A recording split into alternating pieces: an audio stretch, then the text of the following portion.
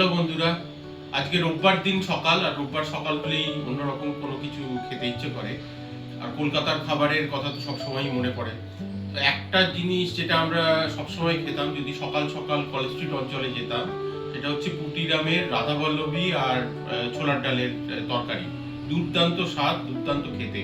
এবার ব্যাঙ্গালোরে বসে তো আর সেটা পাওয়া যাবে না, তাহলে কি করা যায়? বানিয়ে নিতে হবে। চলুন বানাই আজকে রাধাবল্লভী। যেটা প্রথমে করেছিলাম গতকাল রাতে শোয়ার আগে, এই বিউলির ডাল বা উড়ার ডাল আমি ভিজিয়ে রেখেছিলাম। সারা রাত ভেজাতে হবে, কম করে 6 ঘন্টা এটা ভিজিয়ে রাখতে হবে। এবার এটাকে নিয়ে মিক্সিতে একটা পেস্ট বানিয়ে নেবো।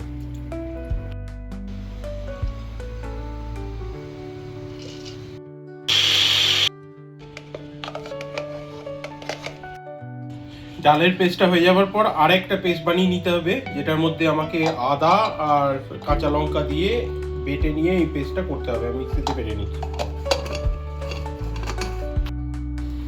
এবার একটা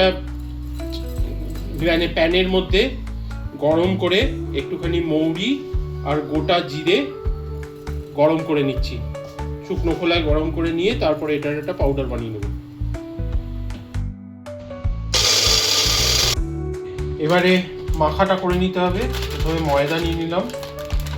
শুধু ময়দা দিয়েই করা যায়, কিন্তু আমি একটু ময়দার সাথে আটাও মিশিয়ে নিই, তো সামান্য একটু আটা মিশিয়ে নিলাম এর সাথে।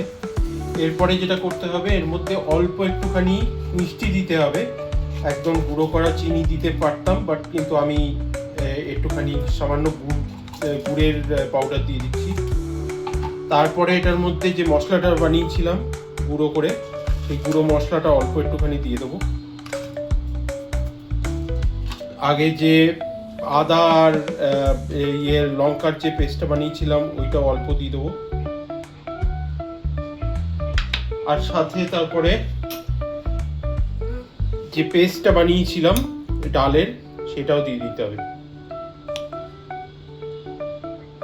দিয়ে এবার এর মধ্যে একটু তেল দিয়ে সবটা ভালো করে মেখে নিতে হবে।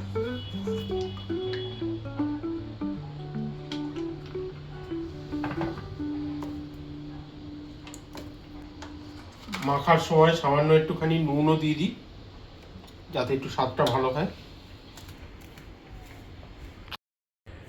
এরকম সুন্দর করে গোল করে মাখা হয়ে গেছে। এবার এটাকে রেস্ট করতে দিয়ে দেবো। এইবার পুর বানিয়ে নিতে হবে। পুর বানাবার জন্য প্রথমে একটা প্যানে একটা তেল নিয়ে সেই যে বানিয়েছিলাম লঙ্কা আর আদা দিয়ে যে পেস্টটা, সেই পেস্টটা দিয়ে দিলাম।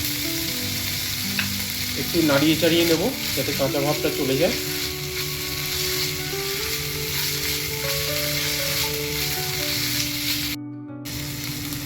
এইবার এর মধ্যে যে ডালের পেস্টটা বানিয়েছিলাম সেই ডালের পেস্টটা দিয়ে দিচ্ছি। দিয়ে ভালো করে মিশিয়ে নেব।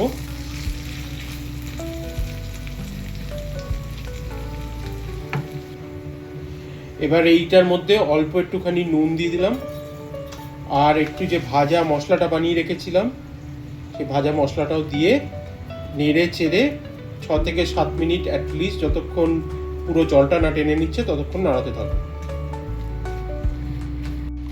এবার আমাদের মাখাটা হয়ে গেছে আর এই পুরটাও তৈরি হয়ে গেছে। এবার যেটা করতে হবে সেটা হচ্ছে পুরগুলোকে এই লেচির মধ্যে ভরতে হবে। তার জন্য যেটা করছি, একটা বাটির মতো বানিয়ে নিয়ে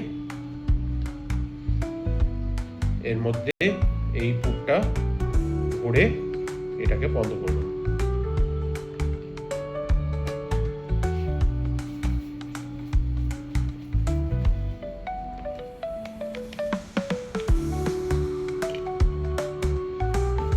এবার এটা বেলে নিতে হবে।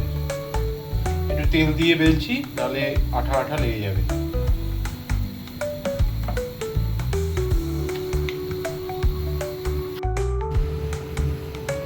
এবার এটা ভাজতে দিয়ে দেবো।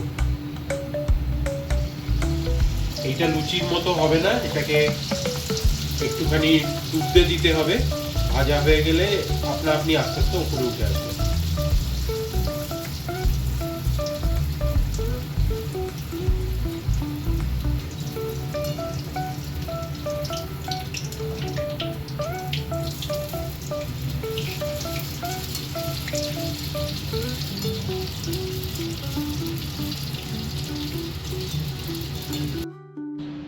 রাধাবল্লভী তৈরি হয়ে গেছে, আর সাথে একটু আলুর দম বানিয়ে নিয়েছি। রাধাবল্লভী আলুর দম দিয়ে এবার আমি খেতে যাব। আপনারা ভালো থাকবেন।